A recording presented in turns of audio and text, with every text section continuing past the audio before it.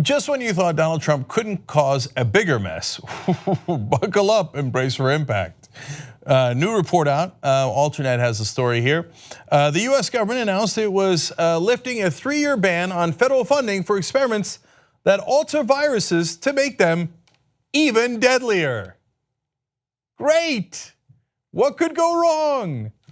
Well, Trump, of course, had to undo that ban because it was done under Obama. If Obama did something, then Trump has to do the opposite. Let's find out if this is potentially dangerous. Gain-of-function research, as they call it, in which scientists make pathogens more powerful or easily transmissible, is aimed at preventing disease outbreaks by better understanding how they might occur. The studies allow scientists working in a highly controlled environment to learn how a flu virus might mutate into a superbug capable of killing millions. A sort of game of wits played to gain insight into nature's unpredictability. Now, I don't want you guys to get the wrong idea. Largely, it's scientists that are working on this, and they're not doing it to kill millions of people or to spread disease. No, they're doing it to fight disease. Here, I'll give you a little bit more on that. The ultimate goal is to proactively create vaccines, medications, and other solutions to stop contagion in its tracks. But the problem is, in order to do that, they're creating the killer vaccines and studying them. But what if they get out? Now, a lot of us have seen movies like this, but it's not just a movie, as you're gonna see at the end of the story. This has happened before. So we're playing a very dangerous game. So more on this story from Kali Holloway. The new National Institute of Health Policy reverses a 2014 Obama administration funding ban on gain-of-function research projects, specifically involving all forms of influenza virus, Middle East respiratory syndrome, MERS, and severe acute respiratory syndrome, SARS.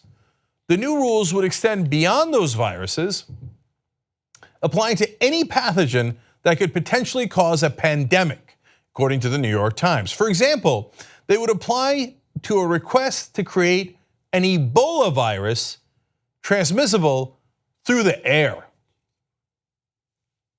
Don't do that, don't do that.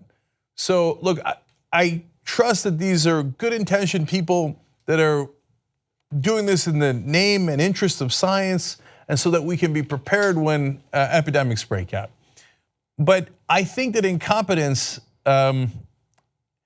is the trademark of this administration. As Scaramucci once said, the fish rots from the head down.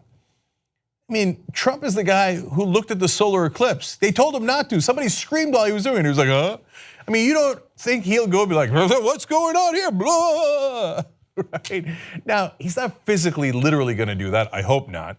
But when you have an incompetent administration who doesn't care to do its homework, remember, they give him really important foreign policy matters in the size of a tweet, otherwise he can't concentrate, and they put his name in it.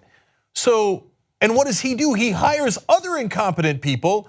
Remember, his judges recently got laughed out of the Senate, some by fellow Republicans, because they'd never been inside a courtroom.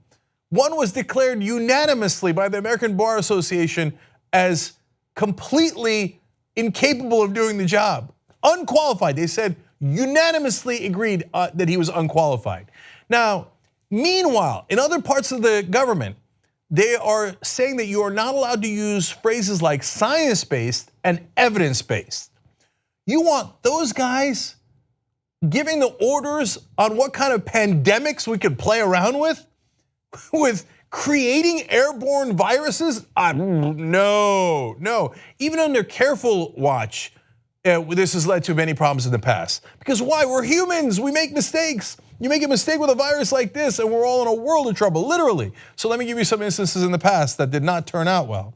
In 2014, CNN reported that dozens of workers at the CDC had been accidentally exposed to anthrax, while others had mishandled samples of the bacteria. No staff were found to be infected by the disease after prolonged monitoring.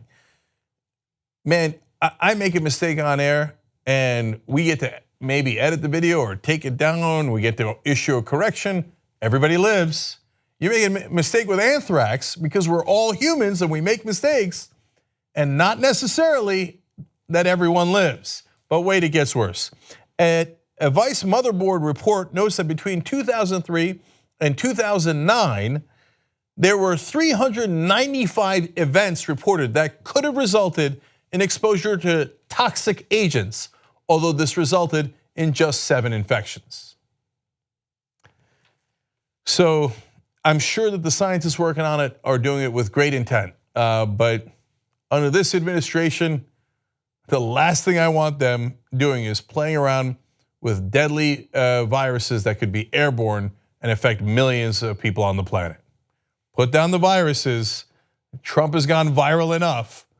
Let's just save this for another time, or perhaps never. What you just watched was one of the videos that we do today, but we actually do a whole 2-hour show every single day. It's a podcast. You could watch it in video or listen to it as audio. You can download it, you can stream it, and you get it completely ad-free if you could become a member of the Young Turks. tytnetwork.com/join.